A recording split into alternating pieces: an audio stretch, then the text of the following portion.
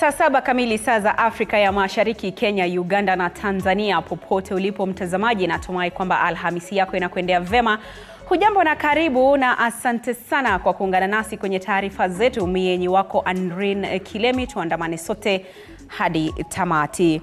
Kinara wa Azimio Raila Odinga ameongoza shughuli ya ufunguzi rasmi wa soko la kisasa eneo la Marani, Kitutu Chache Kaskazini, akidokeza kwamba amepata uungwaji mkono kutoka kwa marais wa Afrika Mashariki akiwemo Yoweri Museveni wa Uganda, Samia Suluhu wa Tanzania. Aidha, Odinga amesema kwamba iwapo atachaguliwa kuchukua nafasi hiyo, bado atakuwa anashiriki katika mambo yanayomhusu humu nchini.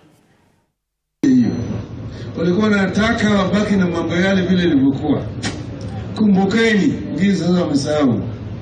Zamani kulikuwa na rais kule Nairobi, alafu PC yako kule Kisumu, alafu DC yako kule Kisii, alafu DO iko hapa, alafu chief, alafu assistant chief, na vile mzee wa Sio? Sasa hao hiyo ukienda hata kwa DC hakuna uniform tu na ile fimbo yake na anaangalia wewe, hakuna crown, hakuna kazi unaweza kupata huko, hakuna pesa ndani ya ofisi ya DC. Askari ndio yuko huko pale. Ukija hapa kwa baraza ya mawazee hapa ikuja kupeana onyo. Ati tumesikia watu wengine wanatangaza chama hapo. Atuakali itachukuliwa na serikali. Kuna vijana sisi wanafanya mambo, wanavuta bangi. Tutaangalia hao vijana. Hiyo ni kazi yake pekee yake. Kuliko hakuna pesa. Accounting officer kwa kila wizara ilikuwa iko Nairobi. Iko hapa na district education officer, lakini accounting officer ni PS Nairobi. Ya health Nairobi, ya agriculture na kila kitu ilikuwa iko Nairobi. Huyu jamaa kabla hajatumia pesa hapa mpaka ndege barua aombe kibali kutoka kwa PS Nairobi. Tulisema hii inaathiri maendeleo. Ndio tukapigania mambo ya ugatuzi. Unakumbuka Bomas of Kenya walipotoka pale wakaenda Kilifi wakaharibu ile katiba. Unakumbuka? Alafu wakaleta sasa tupige kura ya maoni. Ikawa ndizi na chungwa. Tunakumbuka? Chungwa ikaanguza ndizi wapi? Chini. Sio? Kama ile ndizi ingepita, mambo yangebaki.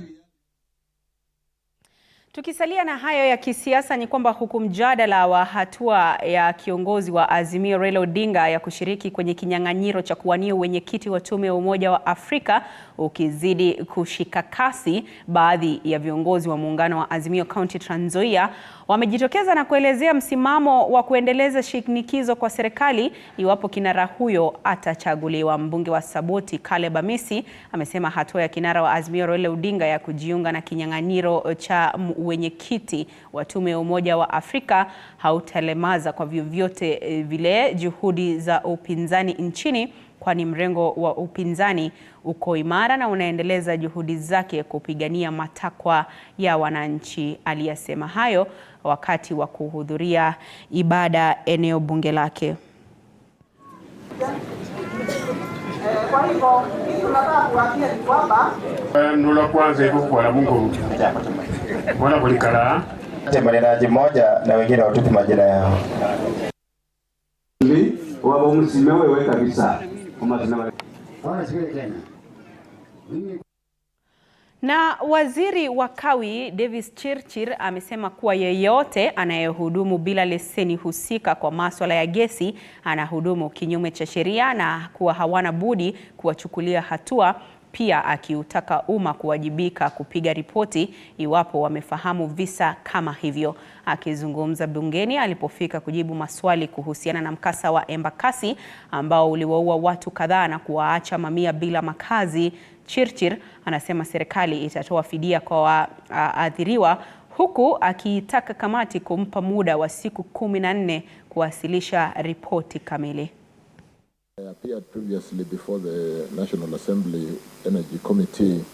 The same question came up on we shouldn't get people who should be clothed, sorted with houses because they are in the whatever, looking for where the office is to be compensated. And because it has come, and you did indicate that the first officer who has come through to the house to answer this very specific question, let me undertake to follow up and report back to the house within the next few days on the very specific need to close the compensation concern raised by Nairobi Senator on ensuring that those who are affected by this blast have been adequately compensated, because that fund do exist. And we do not see a reason why, and that's got a committee. It is not domiciled in the office of the Deputy President itself. There is a committee, there is a chair, there is a secretariat, and we should possibly seek, let me, rather than say someone that secretariat, let me call the chair and confirm that they should have swung to action to compensate those who are affected and who are affected by this blast. So I'll undertake to do that and possibly ensure that some of the concern being raised by the House on how the Mtazamaji, taarifa hiyo utakuwa unaipokea kwa ukamilifu wake kwenye taarifa zetu za hapo baadaye. Na hali ya wasiwasi imetanda mjini Eldoret baada ya mamia ya wanafunzi kukosa magari, wakati serikali ya kaunti ya Uasin Gishu imeweka utaratibu wa magari ya uchukuzi wa umma kufuatia maelekezo ya kutumia stendi mwafaka. Agizo hili ambalo limetekelezwa limewashangaza wengi, kwani wanafunzi hawa ambao wameanza likizo yao fupi wamekosa usafiri wa kuelekea maeneo mbalimbali. Serikali ya kaunti imetekeleza agizo hili ili kulainisha usafirishaji na kudhibiti shughuli za matatu katika eneo hilo. Kutokana na mabadiliko haya, hapo awali matatu yalikuwa yakiwachukua na kuwashusha abiria kutoka maeneo mbalimbali ndani na mji wa Eldoret. Because county government natuambia tuende main stage. Pale main stage hakuna space. Hakuna hata magari yenye huko haitoshi huko. Hakuna facilities, hakuna maneno kama social facilities kama choo, offices, hakuna hizo zote. Na wanatuforce tuende huko. Jana tumepewa court order ya kwamba tuendelee kukaa hapa. Leo wametuamkia asubuhi, wametutoa magari yetu, imechukuliwa imeenda yard. Wanafunzi walikuwa wanafunga shule, hakuna mwanafunzi amechukuliwa. Kutoka asubuhi watu wamekuwa stranded hapa stage. Hakuna kitu yote inafanyika. Tukijaribu kutafuta audience na county government, hakuna mtu anatake responsibility. Kifanyika hiyo yote, mimi mwenyewe ni wakili na niliona kwamba kuna pending case before the High Court of Eldoret. Kuna an existing court order barring the county government of Uasin Gishu from actually interfering with the matatu crew. Lakini leo wenye tumeona wamekaidi ile amri ya koti na wakaenda wakachukua. Basi mimi kama mtetezi wa wanyonge, ama mimi kama mwakilishi wa yadi kama hii, tunataka kupea ultimatum hii serikali ama wale wenye wamejihusisha, sababu kuna watu tunawajua na tutawataja masaa ikifika. Tunataka kuambia by the close of today zile magari zinafaa zikuwe zimewachiliwa. Na naibu gavana wa Kisii Robert Monda anatarajiwa kujitetea hii leo alasiri katika bunge la kaunti ya Kisii, ambapo anakabiliwa na hoja ya kumtoa ofisini. Kikao cha leo kimejiri baada ya mahakama kuu ya Kisii kukataa kusimamisha hoja hiyo ya kumng'atua afisini. Monda, ambaye anaungwa mkono na Kenya Kwanza, aliwasilishwa kotini na aliyekuwa wakili wa Rais William Ruto, Katwa Kigen. Naibu gavana huyo akikabiliwa na madai ya kupokea rushwa na kutumia afisi yake vibaya kwa kutumia wafanyakazi wa kaunti kufanya kazi zake za kibinafsi. Muungano wa Azimio ndio uko na wakilishi wengi zaidi katika bunge hilo, wakiwa ni wawakilishi wadi 51 kati ya 70. Inasubiriwa kuonekana kama bunge la Seneti litamuokoa Monda kama vile lilivyomuokoa naibu gavana wa Siaya William Oduol. Mr. Speaker, now how are we going to debate? Because evidence has been given by the mover, but now, Mr. Speaker, we have not seen the defense by the accused. Therefore, we are just stranded somewhere, Mr. Speaker, because we will be arguing from one side, Mr. Speaker. This time what is very clear and self-explanatory, that when I am satisfied with the debate. That's the time now I will call 10 persons being removed from office. And it is not upon us to tell the person being removed to bring the evidence for us. We have had the evidence from the mover. Mtazamaji, kwingineko ni kwamba wakereketwa wa elimu katika eneo la Thika, kaunti ya Kiambu, wameanza kubuni mswada ambao utapelekea shule za kutwa kufunza kwa zamu ili kuzuia changamoto za msongamano wa wanafunzi ambao umesababishwa na mpito wa 100%. Akizungumza katika shule ya upili ya Chania Girls, mbunge wa eneo bunge hilo Alice Ng'ang'a amesema kuwa mswada huo utahakikisha kuwa wanafunzi wote watakuwa chini ya uangalizi wa karibu na waalimu na watakuwa na mazingira mazuri ya kusoma ili kufanya kazi vizuri. Mtazamaji, taarifa hiyo utakuwa unaipokea baada ya muda usiokuwa mrefu. Lakini katika taarifa nyingine ni kwamba mashirika ya kijamii katika kaunti ya Kwale yameanzisha mpango wa kuhamasisha jamii kuhusu masuala ya amani ili kukabiliana na visa vya utovu wa usalama katika maeneo ya Matuga na Msambweni. Wahudumu wa bodaboda pamoja na maafisa wa utawala wa serikali kuu na ya kaunti ni miongoni mwa washikadau wanaoshirikishwa kwenye mradi huo wa kujenga amani katika jamii. Wakizungumza katika warsha iliyoandaliwa eneo la Ukunda, wadau hao wamekiri kuwa dhulma za kijinsia na magenge ya uhalifu ni kati ya masuala mengi yanayowezesha kuvuruga amani endapo yatakosa kutatuliwa kisheria. Mambo mengi ambayo huwa yanajificha, community yetu inajua, tuseme mfano kama masuala ya sexual and gender based violence. Watu wana shida zinatokea lakini yanamalizwa kichini chini, si yote yenye yanaletwa peupe. Kwa hivyo hapa tumesoma na kuelimika zaidi ya kwamba ni tukifanya baraza tuelimishe watu wetu zaidi ili waweze kusaidika wasifiche hizi shida kama hizi. Tutaendelea kuchukua hatua za kukimbia mbio katika jamii ili kufanya mikutano, kuelimisha jamii na kuwasaidia jinsi ya kufuata sheria vile ambavyo inahitajika hiwe, na kuwaelimisha kwa mambo mengi ili amani izidi kuboreshwa na usalama pia uzidi kupatikana, hasa hususan kwa pia hawa wadada zetu ambao ni wanawake, ili waweze pia kusaidika. Bodaboda pia tunahusishwa katika mambo na vipanga. Tunaambiwa pia sisi tunabeba watu wahalifu. Sasa tumeona kwamba kuna umuhimu kwamba sisi ni lazima tutengamane na wale watu wa vipanga, na sisi kazi yetu ya bodaboda kama vile sisi bodaboda tusimame katika msimamo. Na iwapo kwamba tutaona mahali popote kutakuwa na utatanishi, tuzidi na ungano, kwa sababu either tutoe taarifa kwa chifu, tutoe taarifa kwa polisi, kwa sababu vitengo vya usalama vitakuwa pia vinautetea katika hii sekta yetu.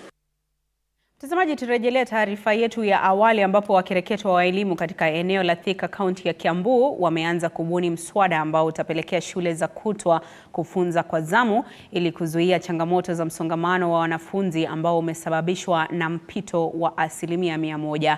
Akizungumza katika shule ya upili ya Chania Girls, mbunge wa eneo bunge hilo Alice Ng'ang'a amesema kuwa mswada huo utahakikisha kuwa wanafunzi wote watakuwa chini ya uangalizi wa karibu na waalimu na watakuwa na mazingira mazuri ya kusomea ili kufanya vizuri. Ningetaka kusema kwa sababu serikali ilisema ni 100% transition, ndio watoto wetu wasiwe wanakaa nyumbani kwa sababu hawana pahara pa kupeleka watoto kwa sababu zimejaa. Ningesema zile day scholars, day schools, tuwe na shift 2 ya asubuhi na tena ingine wao wanaingia saa 7 mpaka jioni. With this one hakuna mtoto hata mmoja ata complain ya kwamba hakuweza kusoma vizuri, kushinda msongamano ambao tumeona kwa wakati huu. Even the teachers themselves, they are overwhelmed. The CDF tumesema tutawajengea madarasa 3, BOM kuna maneno ambao inafanya na wazazi kuna maneno ambao watafanya, ndio to make sure watoto wetu waweze kutupatia results mzuri. Lazima na pia sisi ambao ni wazazi wao tuwapatie jukumu ya kuwa na conducive environment ya kusoma. We have 7 out of the 9 Form 1 classes. Teaching and learning is taking place under the tents, and then our dorms are really congested. Actually, we have converted 1 classroom into a dormitory, and we also have a makeshift dormitory as we await the cooperation of now the ongoing second floor of Marsabit Dome, which Na polisi watatu katika kituo cha polisi cha Busia wanaodaiwa kuiba shilingi milioni 2.6 watajua hatma yao hii leo iwapo kesi yao ya kuwalaghai raia wawili wa taifa la Ujerumani itasikizwa katika mahakama ya Busia au kuhamishwa hadi katika mahakama ya Kakamega au Kisumu. Kulingana na upande wa mashtaka unaoongozwa na Shali Chepkonga, Wairia Kipebelio na polisi Douglas Rono pamoja na mfanyabiashara Paul Wanjala walihusika katika tukio la kuwalaghai pesa raia hao mjini Busia. Chepkonga ameeleza kuwa ni vyema iwapo kesi hiyo itasikilizwa katika mahakama ya Kakamega au Kisumu kutokana na waathiriwa kuwa na uoga kuwa kesi hiyo kufanyika mjini Bungoma.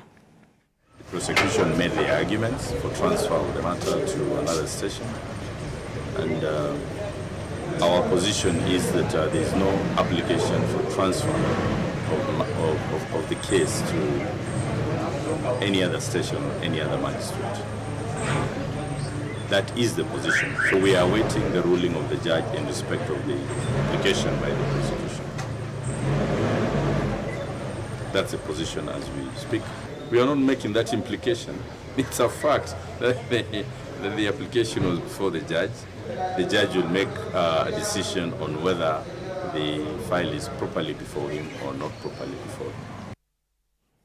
Na wanafunzi wa vyuo vikuu wamehimizwa kukumbatia mtandao wa kidijitali na kueneza teknolojia mpya ya kutangamana na watu ulimwenguni ili kufahamu tamaduni zao na kusaka nafasi za ajira. Akizungumza katika chuo kikuu cha Kibabii, waziri wa michezo na utamaduni Agnes Washie amewahimiza vijana kujituma zaidi na kutumia miundo msingi na rasilimali iliyowekwa na serikali ya kaunti ili kuboresha ujuzi wao utakaowasaidia kupata kipato badala ya kusubiri kuajiriwa wakati watakapomaliza masomo yao. Kwa sababu ya utandawazi na matumizi ya mitandao, imekuwa ni rahisi watu kutoka sehemu mbalimbali za ulimwengu kushirikiana, na hivyo utamaduni unasambaa, unaenea, unaingiliana, na ni muhimu wanafunzi watambue wanahitaji sifa gani katika maisha ya sasa hivi.